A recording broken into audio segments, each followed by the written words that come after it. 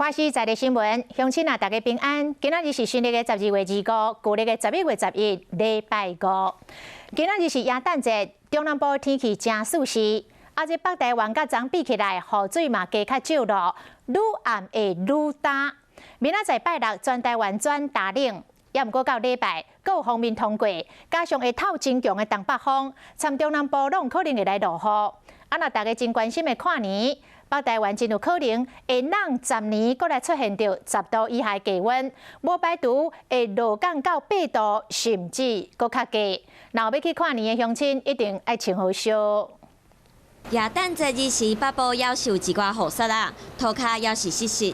受东北季风影响，北部东半部要是会落雨，不过雨愈暗会愈少。中南部是好天气，到拜六全台湾会变做大冷的天气。周六来说，相对是降雨相对比较少一点的情况。不过，基隆北岸跟东北部地区相对降雨的几率还是比较高一点。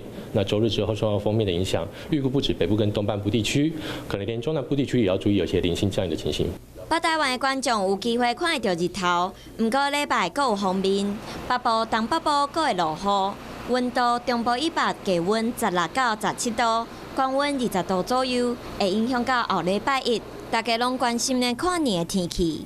后礼拜三有热冬以来上强的冷空气，后礼拜四看年到过工元旦，敢若剩无到10度。那么低温的部分的话，在台南以北、宜花地区都只有10度以下的温度。那么在高雄、屏东，还有在台东地区，低温大概在12度到14度左右。那也不排除在北部地区，其实温度会来得更低一点，来到接近8度左右。沿海空旷地区也会更低。气象局统计，看年到元旦温度，自20年以来，北部上低温是2004年的7度6。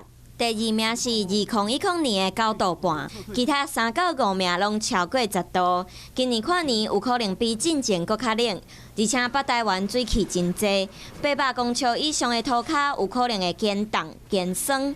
玉山是水汽不足，无啥有可能会落雪。提醒观众朋友一定要穿较少的来对抗无到10度的低温。